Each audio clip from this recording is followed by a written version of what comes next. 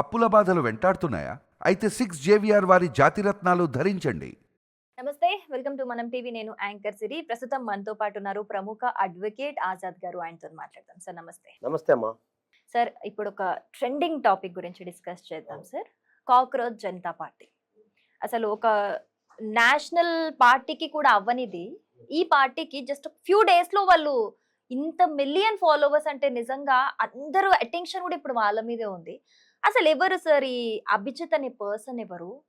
ఎందుకు ఇదంతా చేస్తున్నారు? మెయిన్ గా దీంట్లో ఉంది మొత్తం యూతే, జెన్జీ కిడ్స్ అని చెప్పుకోవచ్చు మనం.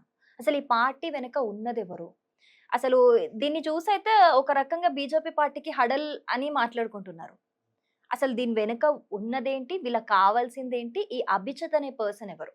డీటెయిల్ ఎక్స్ప్లెయిన్ చేయండి సార్. ఒకటమ్మా, ఇప్పుడు ఇది కాక్రోచ్ జనతా పార్టీ అనేది పెట్టారు, అభిజిత్ అని ఆయన పెట్టారు. అంతకుముందు ఆయన నేపథ్యం జనాభాకి తెలుసా తెలియదా అనేది మన క్వశ్చన్ మార్క్. అతని నేపథ్యం ఏంటంటే అతను ఆప్ అనే దాని మీద ఆమ్ ఆద్మీ పార్టీ ఏదైతే ఉందో దాంట్లో కూడా ఆయన ఇట్లా చేయటం జరిగింది. ఒకటి ఇది సోషల్ మీడియా వింగ్లో చేయడం జరిగింది. అప్పుడే ప్రభుత్వ వ్యతిరేక విధానాలు కూడా పార్టిసిపేట్ చేయడం జరిగింది. ఇవన్నీ కూడా వచ్చిన డేటా గురించి చెప్తాను. నేనైతే అతను ఎవరో కూడా నాకు తెలియదు, కానీ డేటా చెప్తున్నాను.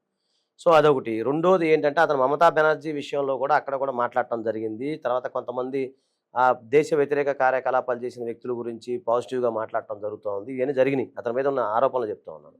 సో ఒక చీఫ్ జస్టిస్ ఆయన ఒక పిల్ పబ్లిక్ ఇంట్రెస్ట్ లిటిగేషన్ చేసే సమయంలో ఇట్లా టైము ఏదైతే కోర్టు యొక్క సమయాన్ని సద్వినియోగం చేసుకోకుండా దుర్వినియోగం చేస్తూ ఉన్నారు, ఏంటి ఇలాగ కొంతమంది పని పాట లేని వ్యక్తులు ఇలాగ వ్యవహరిస్తున్నారు అని చెప్పిన సంఘటనలో వచ్చింది తప్ప ఎవరికి ఉద్దేశించి మాట్లాడింది కాదు అది.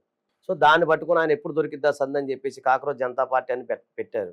పెట్టిన తర్వాత నిన్న మీకు సర్వే ఉందో లేదో నెట్లో కూడా చూడండి. ఆ సర్వేలో దాదాపు 49% పాకిస్తాన్కి సంబంధించి, తర్వాత మిగతా 15% బంగ్లాదేశ్కి సంబంధించి, మిగతా దేశాలకు సంబంధించి, కేవలం మన దేశానికి సంబంధించిన వ్యక్తులు కేవలం 9 నుంచి 15% మాత్రమే ఉన్నారని చెప్పి నిన్న ఒక సర్వే డేటా వచ్చింది. ఇట్లా చెక్ చేసుకుంది అది ఓపెన్ చేసి. సో ఇంటే ఇక్కడ విదేశీ కుట్ర ఎంతవరకు ప్రభావితం చేస్తుంది అనేది మనం చూడాలి. అంటే దీని వెనుక టెర్రరిస్ట్ ఉండొచ్చు అండి. మేబీ ఇప్పుడు అందుకనే కదా ఇన్వెస్టిగేషన్ జరుగుతుంది. ఇప్పుడు ఎవరైనా సరే ఎంత అక్కడ ఏమి పెద్దగా సంఘటనలు ఏం జరగల. ఇప్పుడు ఎన్నో సంఘటనలు జరిగినాయండి యూత్ విషయంలో. ఇప్పుడు నిరుద్యోగ యువత భారతదేశంలో ఉన్న సంగతి ఇప్పుడు కాదు. మీకు ఒక కమల్ హాసన్ గారి సినిమా ఉంటుంది, ఢిల్లీకి చేరిన బ్రదర్ దేశ పౌరులం అని చెప్పేసి, సాపాటు ఏటివ్ లేదు పాట అయినా పాడు బ్రదర్, సాగల రాజ్యం సినిమాలో అప్పుడే తీశారు. ఎప్పుడు 70s తీశారు. అప్పుడే నిరుద్యోగ యువత గురించి ఆ రోజుల్లోనే ఉంది. ఉందంటారా లేదంటారా? తర్వాత చాలా సినిమాలు వచ్చినాయి. అంటే నేను ఏమంటున్నాను, నిరుద్యోగ యువత ఎప్పుడు ఉంటుంది. భారతదేశం ఇక్కడ కాదు, ప్రపంచ దేశాలు అన్ని చోట్ల నిరుద్యోగ యువత ఉంటుంది. మరి ఇప్పుడు నిరుద్యోగ యువత ఉన్నప్పుడు ఇప్పుడు ఒకటే, ఎప్పుడైనా సరే శ్రీశ్రీ గారు ఎప్పుడో చెప్పారు, 1950s మహాప్రస్థానం రాసినప్పుడే కొంతమంది యువకులు పుట్టుకతో వృద్ధులు, కొంతమంది యువకులు పావన నవజీవన బృందావనం నిర్మాతలు పోనీ అని అన్యాయపు పోకడలు సహించరని చెప్పి ఆయన అప్పుడే రాశారు. మరి అన్నాళ్ళు లేని యూత్, అన్నాళ్ళు లేని వాళ్ళు సడన్గా ఈ కాక్రోచ్ జనతా పార్టీ పెట్టిన ఎంతమంది యూత్ ఎలా వచ్చారు, ఎంతమంది ఒక 1 వీక్లో ఫాలోవర్స్ ఎట్లా పెరుగుతారు అనేది మనం ఆలోచించాల్సిన ప్రశ్న. ఎందుకు అంటే నిద్రానంగా ఉన్న వ్యవస్థని ఇతను మేలుకొల్పాడు. జస్ట్ ఒక పేజీ స్టార్ట్ చేశాడు, సరే ఆయన చెప్పినట్టుగానే మీరు అన్నట్టుగానే ఒకటి చేశాడు. దానిలో నిరుద్యోగులు మేనిఫెస్టోతో పెట్టాడు. సో అంత మాత్రానికి ఎంతమంది జనాభా ఎట్లా వస్తారు, ప్రభుత్వానికి వ్యతిరేకంగా ఎంతమంది వస్తారో అది మనం ఆలోచించాలి. ఇప్పటికే దీని మీద ఇంటెలిజెన్స్ వాళ్ళు మొత్తం రిపోర్ట్ చేస్తూ ఉన్నారు. అతను ఏదో అమెరికాలో ఉన్నాడని చెప్పి తెలుస్తూ ఉంది, అక్కడ నుంచి ఆపరేట్ చేస్తున్నాడని తెలుస్తూ ఉంది ఇన్ఫర్మేషన్.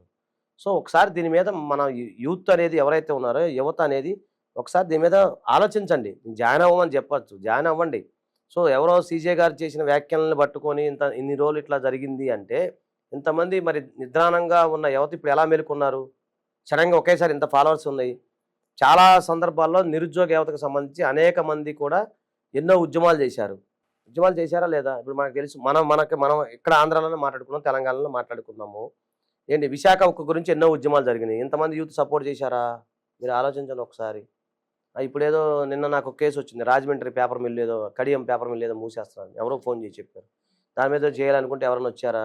నేను రామచంద్రాపురం డంపింగ్ యార్డ్ కానీ, తర్వాత అక్కడ నేను కబేలా విషయంలో కూడా పోరాడుతూ ఉన్నాను. ఎవరైనా యూత్ వచ్చారా? అంటే మనం ఏదైనా ఒక పని చేస్తుంటే సపోర్ట్ యూత్ అనేవాళ్ళు వచ్చి వాలంటరీగా వచ్చి చేద్దాము అనే ఆలోచన ఎన్నాళ్ళు లేనిది సడన్గా ఒక చిన్న వ్యాఖ్యానం వల్ల ఎలా వచ్చారనేది ప్రశ్నించాలి. ఇంతమంది ఎలా జాయిన్ అయ్యారనేది ప్రశ్నించాలి. ఓకే, లంచం తీసుకోకూడదు అనే దాని మీద, లంచం మీద యాంటీ కరప్షన్ సంబంధించిన చాలా ఆర్గనైజేషన్స్ ఉన్నాయి. తర్వాత మానవ హక్కులకు సంబంధించిన చాలా ఆర్గనైజేషన్స్ ఉన్నాయి. అవన్నీ కూడా ఎక్కడ కూడా లేవు. మనం ఇప్పుడు మనం ఒకటి మానవ హక్కుల గురించి ఒకటి మనం మాట్లాడామనుకోండి, ఎంతమంది ఫాలో అవుతారు? సడన్గా ఎంతమంది ఫాలోవర్స్ ఎందుకు వచ్చారు అంటే విదేశీ కుట్ర ఉందనే కోణంలో ప్రభుత్వం చూస్తూ ఉంది. అంటే వీళ్ళు ఏం చేద్దామని సార్ అంటే ఇప్పుడు దీన్ని సపోర్ట్ గా తీసుకొని ఏమైనా పెద్ద ఎత్తున ఏమైనా ప్లాన్ చేద్దాం అనుకుంటున్నారా గవర్నమెంట్ ఆపోజిట్ గా? అందుకేనండి ఇప్పుడు అది అది నిన్న ఇచ్చిన రిపోర్ట్ గురించి మనం మాట్లాడుకోవాలి. ప్రభుత్వం వాళ్ళు ఇంకా దాని మీద చూస్తున్నారు, ఇన్వెస్టిగేషన్ నడుస్తూ ఉంది. ఇప్పుడు సడన్గా అంత జరగాల్సి సడన్గా అంతమంది ఎలా వస్తారండి? 22 కోట్ల మంది 2.22 మిలియన్స్ 5 days లో 20 million. 20 మిలియన్ 2 కోట్ల మంది సుమారుగా ఎలా వస్తారు? అలా ఏ దేశస్తులనే చూడాలి. ఇంకోటి ఇప్పుడు నాకు ఒకటి చెప్పండి, ఇన్స్టాగ్రామ్ ఉందనుకోండి, ఇప్పుడు మీ పేజ్ ఉంది, వేరే దేశం వాళ్ళు కూడా జాయిన్ అవ్వచ్చు కదా. మన దేశం వాళ్ళని జాయిన్ అవ్వ రూల్ అయితే లేదుగా. ప్రపంచంలో వాళ్ళు ఎక్కడ ఎవరైనా ఫాలో అవ్వచ్చు కదా. కాబట్టి ఇలాంటి సడన్ గా ఒకేసారి బ్లాస్ట్ గా జరుగుతున్న విషయము సడన్ గా ఇట్లా ఉందంటే దేశ వ్యతిరేక కార్యకలాపాలు జరుగుతున్నాయి అనేది ఒకసారి గమనించాలి. ఎందుకంటే అతనేమి గతంలో ఒక మంచిగా అలా చేసిందే లేదు. ఒక పార్టీకి సంబంధించిన దాంట్లో ఉన్నాడు. అతనేమి సోషల్ ఆర్గనైజేషన్లో పనిచేసో, ప్రజాసేవ కోసం పనిచేసో, మానవ హక్కుల కోసం పనిచేసో, లేకపోతే ఆయన ఇల్లు అంత త్యాగం చేసిన వ్యక్తి కాదు కదా. అతను కూడా పొలిటీషియనే కదా, ఒక వన్ ఆఫ్ ద పొలిటీషియన్ కింద లెక్కే కదా. అయితే మీరు చెప్తున్నట్టు సార్ ఇప్పుడు అదర్ కంట్రీస్ నుంచి పీపుల్ జాయిన్ అయితే మేబీ అక్కడే ఉండి ఒక ఆపరేషన్ సెట్ చేసి ఇక్కడ పీపుల్ అంటే ఇప్పుడు మిలియన్ వ్యూస్ పెరుగుతున్న కొద్దీ ఇక్కడ కూడా కొంతమంది జెన్జీ కిడ్స్ యొక్క మైండ్ సెట్ ని అట్రాక్ట్ చేయొచ్చు కదా. ఇంతమంది జాయిన్ అవుతున్నారంటే నేను జాయిన్ అదే అవుతాను కదా. ఇప్పుడు అలాగే ప్రభుత్వానికి వ్యతిరేకంగా తీసుకురావటమే నడుస్తుంది. ఇప్పుడు నిన్న ఒక చూడండి, ఒక ఆర్టికల్ చదవండి మీరు, అంటే ఇంటర్నేషనల్ ఆర్టికల్స్ చదివితే మనకు అర్థమవుతుంది. దాంట్లో ప్రపంచ దేశంలో అన్ని దేశాలు ఈరోజు వార్ వల్ల చాలా సఫర్ అవుతున్నాయి, కానీ మన దేశమే స్టెబిల్గా ఉంది ఈరోజు, ఎలాంటి ఇబ్బందులు లేకుండా, ఎలాంటి లేకుండా. ఇంకోటి ఇంధనానికి సంబంధించిన విషయాలు ఏవైతే ఉన్నాయో, ఇంధనపు పొదుపు ఆల్రెడీ సింగపూర్ కానీ, మలేషియా, థాయిలాండ్ అలాంటి దేశాల్లో ఇప్పుడు ఆల్రెడీ స్టార్ట్ అయిపోయింది. మన దేశంలో కూడా ఇప్పుడు స్టార్ట్ అవుతుంది. ఫర్దర్ గా ఇంకో ఆ. ఎఫెక్ట్ ఉంటుంది అని చెప్తారు. అంతేగాని ఇప్పుడు ఇక్కడ మనం ఆలోచించాల్సింది దేశ భద్రత ముఖ్యం. ఇక్కడ ఇప్పుడు ఏ పార్టీ, నేను ఏ పార్టీకి సంబంధించిన వ్యక్తి కాదు, ఇక్కడ పార్టీ అనేది పక్కన పెట్టండి. పార్టీలు గీటీలు ఏమన్నా పార్టీలు వాళ్ళు ఉండొచ్చు, పోతాయి, అది వేరే విషయం. పార్టీలు ఎప్పుడు శాశ్వతం కాదు, ప్రజలే శాశ్వతం. ప్రభుత్వాలు ఎప్పుడు శాశ్వతం కాదు, ప్రజలే శాశ్వతం. మనం చూడంగానే ఎన్ని ప్రభుత్వాలు మారిపోయినాయి మన చిన్నప్పటి నుంచి ఇప్పుడు వరకు, అలాగే ఎన్ని పార్టీలు మారిపోయినాయి, అది కాదు ప్రధాన సమస్య. ఇది ఒక కోణంలో మీరు ఆలోచించండి. ఇప్పుడు సరే జాయిన్ అవ్వటం నీకున్న హక్కు, దాన్ని నేను కాదు, దేవుడు కూడా ఆపలేడు. కానీ ఏంటి అది కరెక్ట్గా వెళ్తుందా లేదా అనేది మీరు ఒకసారి గమనించండి. దాంట్లో చూడండి, దాంట్లో ఎవరు ఎన్ని ఉన్నారనేది ఒకసారి నెట్లో చూడండి, మీకు అర్థమవుద్ది కదా. ఎందుకు బ్లాక్ చేయాల్సి వచ్చింది, ఎక్స్ని ఎందుకు బ్లాక్ చేయాల్సి వచ్చింది? దేశ భద్రత ఇంటిగ్రిటీ దెబ్బతీయటం కోసం, భారతదేశంలో లా అండ్ ఆర్డర్ ప్రాబ్లం కోసం, వాళ్ళు దెబ్బతీయటం కోసం, ఇన్ని రకాల ప్రభుత్వానికి వ్యతిరేకత విధానాల కోసం మిగతా దేశాలన్నీ కూడా ఇప్పుడు మీద మన మీద చాలా కత్తులు నోరుతూ ఉన్నాయి. ఇప్పుడు నిన్న మీరు చూశారు కదా, బంగ్లాదేశ్లో దాదాపు 21 లక్షల మంది ఈ బంగ్లాదేశ్ని, పశ్చిమ బెంగాల్ వదిలి బంగ్లాదేశ్కి వెళ్ళడం జరిగింది. చూడండి అక్రమంగా ఎంతమంది ఉన్నారు భారతదేశంలో, అవన్నీ కూడా మీరు గమనించాలి. అక్రమంగా ఎంతమంది జనాభా నివసిస్తున్నారు ఏంటి ఇదన్నీ చూడాలి. అలాగే అక్రమ వలసదారులు ఎంతమంది వస్తూ ఉన్నారు ఇవన్నీ చూసుకోవాలి. ఎందుకంటే దేశ భద్రతకు సంబంధించిన విషయం. ఒక చిన్న విషయాన్ని పట్టుకుని కాక్రోచ్ జనతా పార్టీ అంటే పెట్టడం ఆయనకున్న హక్కు ఉండొచ్చు, కానీ దాన్ని మనం జాయిన్ అవ్వాలా వద్దనేది ఒకసారి మనం ఆలోచించుకోవాలి. అది పెద్ద ఎత్తున విప్లవం వస్తే గుర్తుపెట్టుకుని, ఒక్కడే గుర్తుపెట్టుకుని, ఎప్పుడైనా సరే పెద్ద ఎత్తున విప్లవం వచ్చింది అంటే యూత్లో ఒకరి భాగం అయితే మేధావర్గం కూడా సపోర్ట్ ఉండాలి. గుర్తుపెట్టుకోండి, మేధావర్గం సపోర్ట్ లేని ఎన్నో ఉద్యమాలు నీరుగారిపోయినాయి. సో ఈరోజు మేధా వ్యవస్థ ఎక్కడ కూడా మేధావి వర్గం ఎవరైతే ఉన్నారో ఇప్పుడు కూడా ఎవరు కూడా ఎక్కడ కూడా ఒక న్యూస్లో కానీ ఎక్కడ కానీ మేము ఉన్నాము మీ వెనక అనేది ఎవరు ఒక మేధావర్గం ఎక్కడ చెప్పలేదు. మీరు చూడండి ఇప్పుడు వరకు చెప్పారా ఒక మేధావులు, ఒక ప్రొఫెసర్లో లేకపోతే ఇంకొకళ్ళు మేధావర్గం ఎప్పుడైనా చెప్పారండి? ఎవరు చెప్పలేదు. సో దీన్ని బట్టి మీరు అర్థం చేసుకోవచ్చు దాంట్లో ఎంత నడుస్తుంది అనేది. సరే ఆవేశం, కుర్రకారు అదన్నీ పక్కన పెట్టండి, అది జనరల్గా నడిచేది, ఆవేశం కాదు ఇక్కడ సమస్య. అది ఒక మేధావర్గం అనేది ముందు బయటకు వచ్చినప్పుడు ఈ ప్రపంచంలో ఎప్పుడైనా సరే ఏ ఉద్యమం అయినా, ఏ విప్లవం అయినా, మీరు ఫ్రెంచ్ విప్లవం తీసుకున్నా, అమెరికన్ విప్లవం తీసుకున్నా, భారతదేశంలో విప్లవాలు తీసుకున్నా కూడా మేధావర్గం ఎప్పుడైతే సహకరిస్తుందో ఆ విప్లవాలు సక్సెస్ అయిన సందర్భాలు మనం చాలా చూసాం.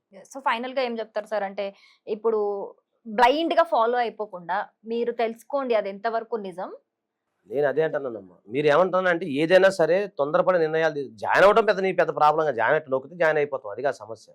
ఏం జరుగుతుంది భారతదేశ వ్యవస్థ, భారతదేశం మీద ఎన్ని కుట్రలు జరుగుతూ ఉన్నాయి, అసలు వాళ్ళ మోటో ఏంటి అనేది తెలుసుకొని నిజాయితీగా ఉండి జాయిన్ అవ్వండి. ఒక నిజాయితీగా ఉంటే జాయిన్ అవ్వమని నేనే చెప్తున్నాను.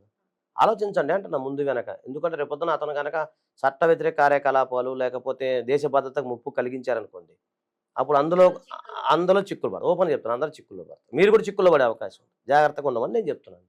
Right sir, thank you so much.